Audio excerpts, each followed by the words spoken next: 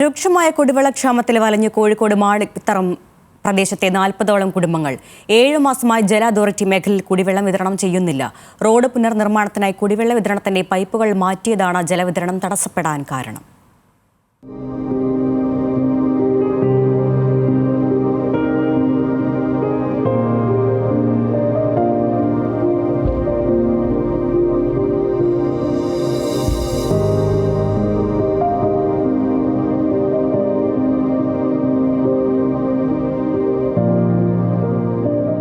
ആദ്യം ബില്ലടയ്ക്കാത്തതിനെ തുടർന്നാണ് ചാത്തമംഗലം പഞ്ചായത്തിലെ മാളികത്തടം പ്രദേശത്തെ ജലവിതരണം തടസ്സപ്പെടാൻ കാരണം. പ്രദേശവാസികളിൽ നിന്ന് പഞ്ചായത്ത് പണം പിരിച്ച് കുടിശ്ശിക അടച്ചെങ്കിലും കുടിവെള്ള പ്രശ്നത്തിന് പരിഹാരമുണ്ടായില്ല.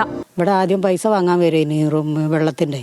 അപ്പോൾ ആ പൈസ ഒക്കെ ഞങ്ങൾ കൊടുത്തു. പിന്നെ ഒരു 1000 റുപ്യ പെട്ടെന്ന് അടച്ചാൽ ഞങ്ങൾക്ക് വെള്ളമാക്കി തരാം. അന്ന് ഞാൻ സ്ഥലത്തില്ല, എൻ്റെ മോളെ വീട്ടില്ല. എന്നിട്ടും കൂടി ഞാൻ ഗൂഗിൾ പേ ചെയ്ത് കൊടുത്താ 1000 രൂപ.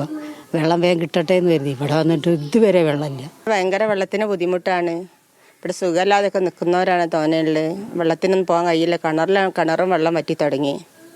നല്ല ബുദ്ധിമുട്ടാണ്. പൈപ്പൊക്കെ റോഡ് പണിയായിട്ട് മാതിട്ടാഞ്ഞു കൊണ്ട് വെള്ളപ്പൊന്നും കിട്ടുന്നത് ഇതൊന്നും അറിയുന്നില്ല ഒന്നും. കുറേ ആൾക്കാർ രാത്രി മുക്കുന്നത് കൊണ്ട് പകൽ കുറച്ച് ആൾക്കാർക്ക് വെള്ളം കിട്ടും. അങ്ങനെ പോവുകയാണ്. ഭയങ്കര ബുദ്ധിമുട്ടാണ്. എത്രയും പെട്ടെന്ന് ഇവിടെ വെള്ളം കിട്ടണം. ഞങ്ങളിപ്പോൾ എന്താ ചെയ്യേണ്ടത് ഞങ്ങൾ അറിയില്ല.